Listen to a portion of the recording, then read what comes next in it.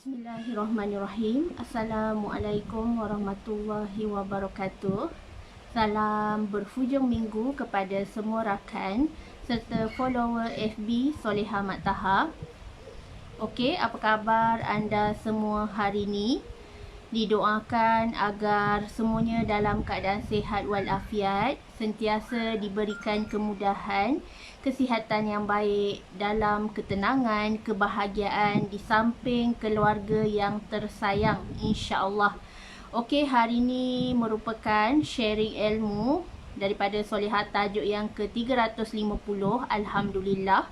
Boleh tolong share dan boleh tolong kongsikan laju-laju Soleha punya link FB Live pada hari ini supaya lebih ramai orang yang akan dapat manfaat daripada perkongsian ilmu yang berkat, insya-Allah. Tajuk hari ini adalah kita memang tak mampu. Kita manusia ni tak ada kudrat, tak ada kuasa untuk melakukan sesuatu. Tetapi yang berkuasa tu, yang maha berkuasa, yang maha berkehendak hanyalah Allah Subhanahu Wa Taala. Okey, dah share ke Soleha punya link FB Live pada hari ni? Okey, sebelum tu jom sama-sama kita berselawat dan juga berdoa supaya Allah memberkati majlis ilmu kita pada hari ini, insya-Allah. Allahumma salli ala Sayyidina Muhammad wa ala alihi Muhammad. Allahumma salli ala Sayyidina Muhammad wa ala alihi Muhammad. Allahumma salli ala Sayyidina Muhammad wa ala alihi Muhammad. Bismillahirrahmanirrahim. Allahumma aftah alaina hikmataka wa ansyur alaina min khazaini rahmatika ya arhamar rahimin. Rabbi syrah li sadri wa yassir li amri wahlul 'uqdatan min lisani yafqahu qawli. Amin ya Allah ya Mujib. Okey. Anda ready untuk mendengar majlis ilmu pada hari ini? Okey, tajuknya adalah kita memang tak mampu. Sebabnya bila kita nak lakukan sesuatu tu, hanya Allah yang berkehendak, hanya Allah yang mengizinkan. Tidak akan bergerak walaupun hanya satu zarah, sekecil zarah, sesimpel macam mana pun, tanpa izin Allah, tanpa kudrat daripada Allah Subhanahu Wa Taala. Kalau Allah tak izinkan, maka ia takkan berlaku. Tetapi jika Allah berkehendak, maka ia akan berlaku, kun fayakun. Sebab tu bila kita nak lakukan sesuatu, pastikan kita bercakap dengan Allah, kita berdoa kepada Allah, Allah berikan kita yang terbaik, Allah permudahkan semua urusan kita, Allah berikan kita sesuatu yang sangat terbaik dan terindah, insya-Allah. Sebabnya kadang-kadang kita merancang nak buat itu, buat ini, tetapi yang maha menentukan adalah Allah Subhanahu Wa Taala. Sebabnya Allah itu adalah sebaik-baik perancang. Allah tu maha mengetahui. Allah tahu apa yang terbaik buat diri kita, lalu Allah berikan yang terbaik untuk kita. Sebab tu kita bila nak lakukan sesuatu tu, pastikan diri kita deal dengan Allah Subhanahu Wa Taala. Sebab segala keizinan, segala kebenaran, segala sesuatu yang berlaku tu adalah dengan izin dan kudrat Allah Subhanahu Wa Taala. Jangan kita bila kita dah plan sesuatu, kita tak dapat dan kita tak berjaya dapat apa yang kita nak. Contoh, kita nak pergi bercuti, tapi tiba-tiba COVID-19 berlaku, PKPD, kita tak boleh nak bergerak ke mana-mana. Itu adalah Allah punya kuasa. Itu adalah Allah yang berkehendak. Walau kita merancang dah bagus macam mana pun, tetapi kalau memang Allah tak izinkan kita, memang benda tu tak akan berlaku. Sebab tu, bila kita berhadapan dengan situasi begini, Allah dah berikan yang terbaik, kita kena reda, kita kena berlapang dada. Setiap keputusan, setiap apa yang Allah takdirkan untuk kita, sudah tentu itu yang paling baik dan penuh hikmah. Kadang-kadang kita rasakan itu, apa yang kita nak tu dah nak sangat-sangat dah yang terbaik. Tetapi Allah maha mengetahui. Allah maha mengetahui, sebab tu Allah berikan kita yang terbaik mengikut sangkaan kita. Mengikut apa yang kita minta tu, kadang-kadang Allah berikan apa yang kita perlu, bukan apa yang kita nak. Kadang-kadang kita nak itu, nak ni, nak kereta, nak rumah. Kita nak. Yes, kita nak. Tapi kenapa kadang-kadang Allah tak tunaikan? Sebab Allah tahu apa yang kita perlu, apa yang sangat-sangat kita terbaik untuk kita, itulah yang Allah berikan, insya-Allah. Okey, yang kedua, kita memang tak mampu. Sebabnya manusia tu bersifat lemah. Kita semua manusia bersifat lemah. Dan asal daripada perkataan manusia tu pun adalah daripada nun sin ya, nasi. Kita manusia ni pelupa. Kita lupa, kita lemah, kita kena sentiasa diingatkan. Sebab tu bila kita, contohlah dalam situasi kita nak belajar lah. Kita nak belajar, tiba-tiba kita masuk kelas and then kita jawab peperiksaan. Tiba-tiba kita dapat keputusan yang tak bagus macam apa yang kita harapkan. So semua tu adalah Allah yang berkehendak. Allah yang dah tentukan keputusan kita dapat exam sekian macam mana. Walaupun kita belajar siang malam, tetapi kita nak 9A straight. Tetapi bila keputusan keluar, kita hanya dapat 5A je. So adakah kita nak bersedih ataupun kita terus berlapang dada dan reda?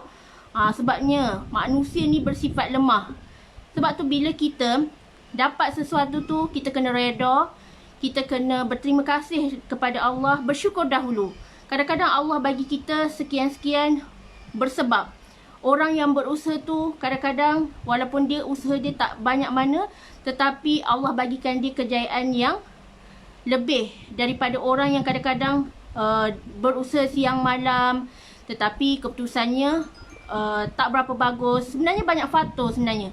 Banyak faktor kenapa kadang-kadang apa yang kita nak tu kita tak dapat. Antara salah satu faktor kenapa keinginan kita yang kita nak, kita minta doa dengan Allah, Allah tak makbulkan. Sebabnya kadang-kadang mungkin kita ada terbuat dosa. Mungkin solat kita culas. Mungkin hubungan kita dengan Allah renggang. Mungkin kita ada salah faham dengan seseorang lalu menyebabkan hubungan silaturahim putus. So di situ kita kena cek banyak aspek. Mungkin kita anggap kita dah belajar, tetapi faktor seseorang berjaya dalam kehidupannya bukanlah sebab dia belajar terlalu banyak, bukanlah sebab dia hanya tahu berdoa je, tetapi banyak menyeluruh. Sebab tu bila kita hidup dekat dunia ni, Allah suruh kita berusaha. Jaga marketing langit 80%, jaga marketing bumi 20%. Adakah kita dah buat yang terbaik daripada hari-hari sebelum ni? So, apa yang telah Allah takdirkan tu adalah mengikut kuasa Allah Subhanahu Wa Taala. Kita kena reda sebab manusia ni memang bersifat lemah.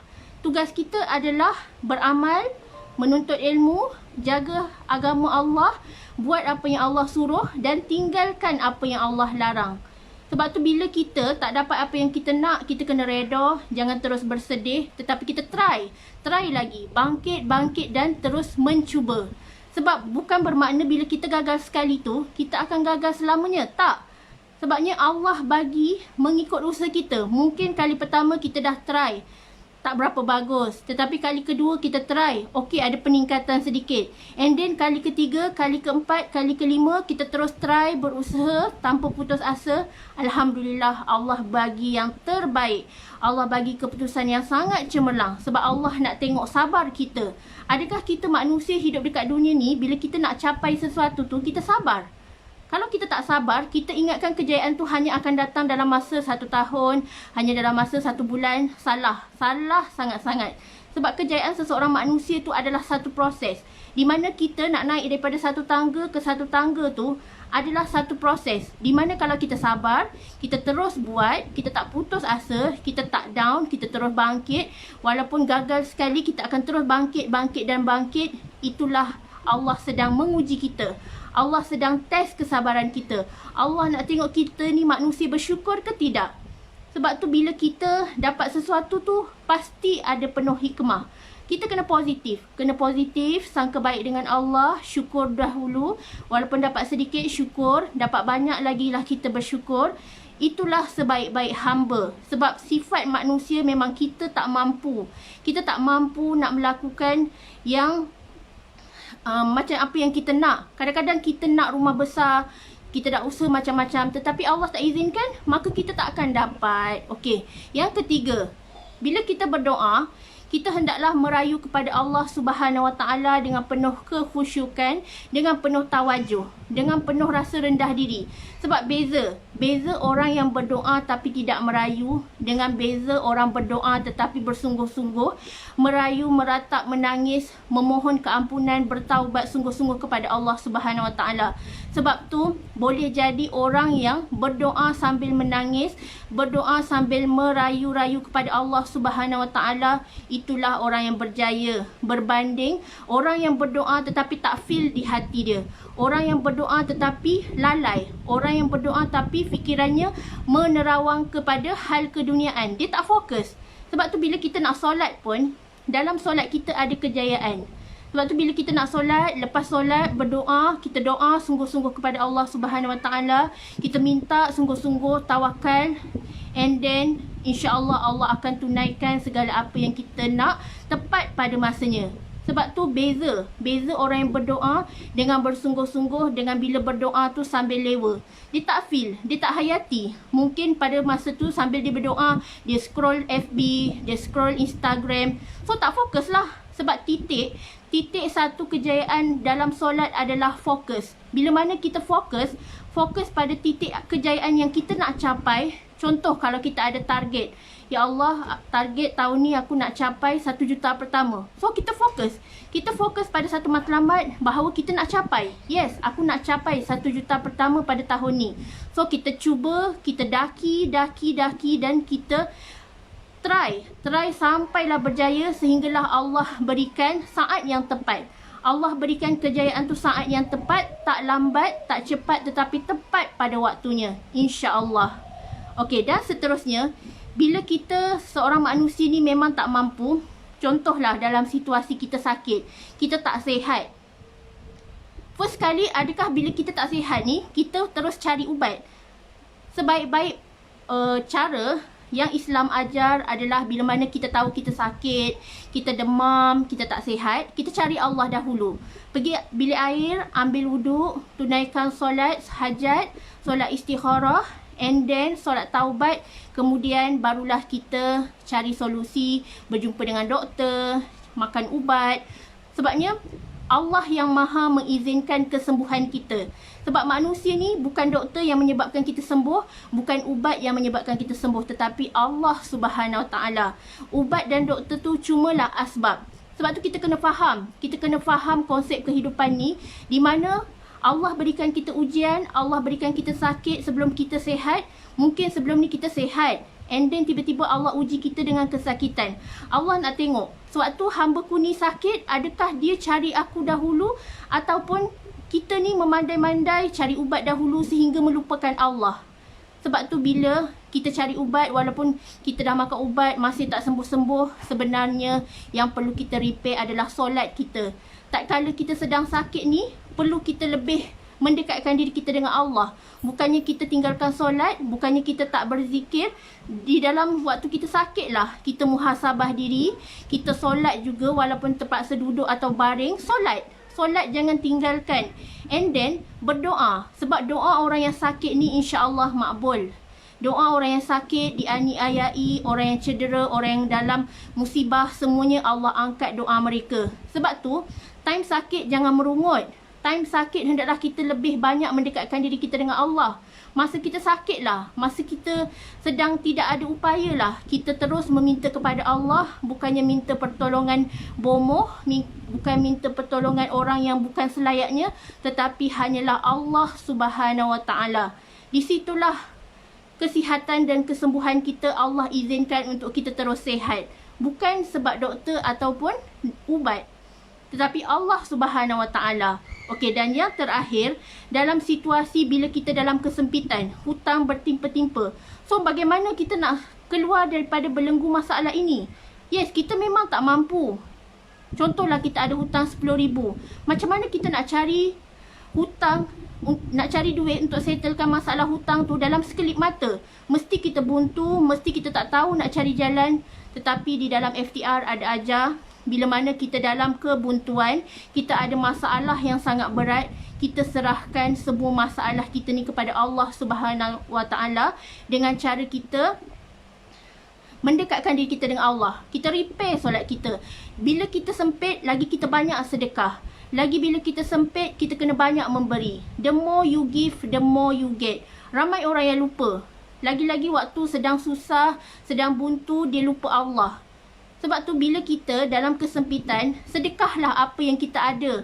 Walaupun kita tak ada duit, walaupun kita tak ada emas di tangan, tetapi berikanlah dan hadiahkanlah apa benda yang kita ada di sekeliling rumah kita ke, segala barang lama-lama yang kita ada ke, sedekahkan atau gadaikan dengan niat, ya Allah, semoga dengan apa yang aku usahakan ini, aku sedekah niat lillahi ta'ala, ya Allah, kau keluarkanlah aku daripada belenggu masalah. Sebabnya kaifiat dan fadilat orang yang banyak bersedekah ni, insya-Allah Allah akan membuka 70 pintu rahmat, di mana segala masalah akan diselesaikan, Allah bantu permudahkan. Walaupun tak terus, tetapi ada pasti ada cara untuk Allah permudahkan urusan kita. Yang penting kita yakin hanyalah kepada Allah Subhanahu Wa Taala. Jangan kita meminta kepada makhluk.